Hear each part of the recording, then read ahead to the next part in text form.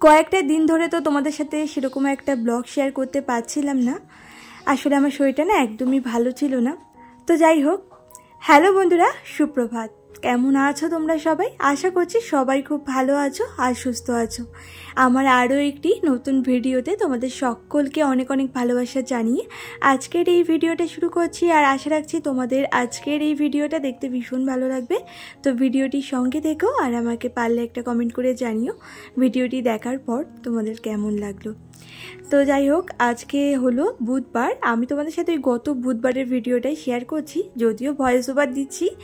এই আজকে শনিবার, তো শনিবারে ভয়েস ওভারটা দিচ্ছি।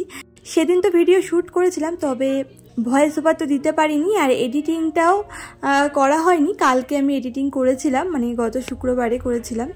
তো আজকের এই দিনটাতে না ঘুম থেকে উঠেছিলাম তা ওই 6:30 নাগাদ। তারপরে টুকটাক সংসারে যে কাজকর্মগুলো থাকে না, সকালে বাসি কাজ, সেটা সেরেছিলাম। ফ্রেশ হয়ে চাটা খেয়েছি। আর আমি তো কয়েকটা দিন ধরে লিকার খাচ্ছি, তাও আবার চিনি ছাড়া। মানে ওয়েট লস জার্নিতে আছি, মানে চেষ্টা করছি ওয়েটটাকে যদি কমাতে পারি। তো দেখা যাক কতটা কি করতে পারি। আর তোমরা আমার যে ফিগারটা এখন দেখছো, আমি কিন্তু এতটা হেলদি কখনোই ছিলাম না। আমি আগাগোড়াই কিন্তু রোগা পাতলাই ছিলাম, তবে হুট করেই কিন্তু আমার চেহারাটা এতটা পরিমাণে ভারী হয়ে গেছে।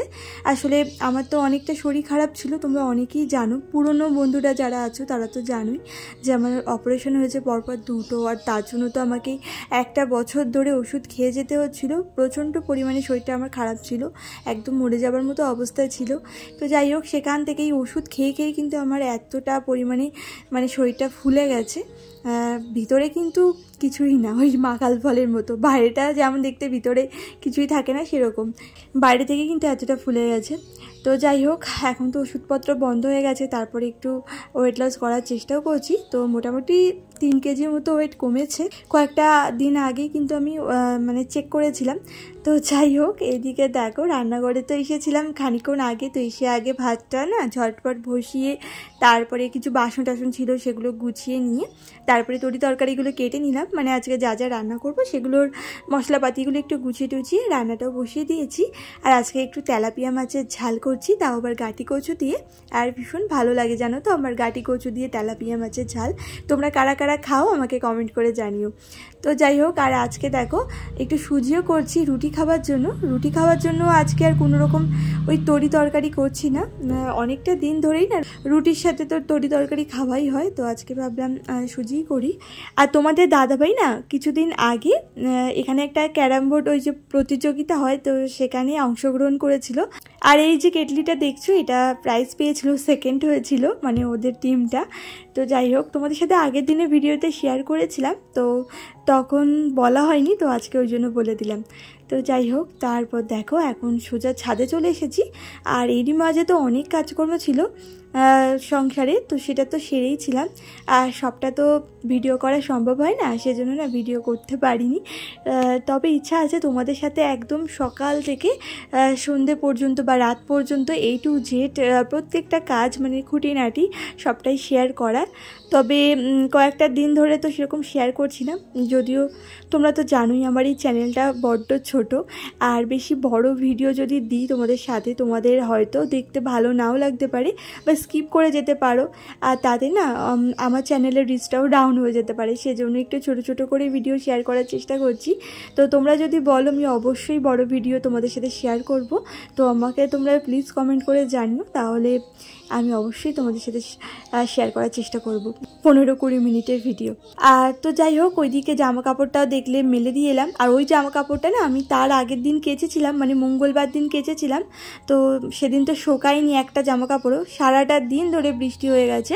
সেজন্য ওই বিকেলবেলায় না আমি গামলায় করে রেখে দিয়েছিলাম। তো ওই সকালবেলায় ভেবেছিলাম কি গিয়ে মেলে দেবো, কিন্তু সকাল থেকেও বৃষ্টি হচ্ছিল আজকে, সেজন্য মেলা হয়নি। তাই এই সংসারের যে কাজকর্ম ছিল সেগুলো সেরেছিলাম।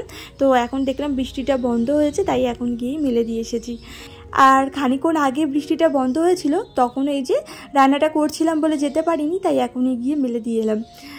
তো যাই হোক, এদিকে দেখো এখন অনেক বাসন টাসন পড়েছে রান্নাবান্না করার পরে। সমস্তটাই মেজে নিই, গামলার মধ্যে রেখে দিচ্ছি। আর তারপরে তো প্রতিদিনের মতো রান্নাঘরটাকে ভালো করে ক্লিন করে নেব। তার আগে তো গ্যাস ওভেনটাকে না খুব ভালো করে স্কচ ব্রাইট দিয়ে মেজে নিচ্ছি, তারপরে খুব ভালো করে মুছেও নেব। মানে প্রতিদিনই যদি একটু পরিষ্কার করে মেজে নিয়ে মুছে নেওয়া যায় না, এই গ্যাস ওভেনটা কিন্তু বেশ ভালো চকচক করে আর দেখতেও বেশ ভালো লাগে নিজের কাছেও। আগের একটা ভিডিওতে আমাকে অনু দিদিভাই বলেছিলে আমি কতক্ষণ আমার ভিডিওটাকে শিডিউল করে রাখি। তো কি বলো তো, আমি ভিডিওটা আপলোড করি তার কিছুক্ষণ পর, মানে বেশিক্ষণ না, ওই 10-15 মিনিট পরেই আমি ভিডিওটাকে শিডিউল করে দিই। তো কখনো কখনো তো ভিডিওটা আমি যেদিন মানে ছাড়ি, মানে যেদিন পাবলিশ হয় ঠিক তার আগের দিন ভিডিওটা যদি এক্সপোর্ট করা হয়ে যায় তাহলে তো ভিডিওটা আমি আপলোড করে দিই, তার ওই আপলোড হয়ে যাবে 10 মিনিট পরেই কিন্তু আমি শিডিউল করে দিই। আর কখনো কখনো তো ওই যেদিন মানে ভিডিওটা আমি পাবলিশ করব মনে করি, তো অনেক সময় কি বলো তো দেরি হয়ে যায়, ওই যে ভয়েস ওভার দিয়ে এডিটিং করতে না অনেক সময় দেরি হয়ে যায়। তো তখন ওই দিনের দিনই কিন্তু আমি একেবারে আপলোড করে শিডিউল করে দিই। তো চলো বন্ধুরা, আজকে ভিডিওটা এই পর্যন্তই। সবাই ভালো থেকো, টাটা।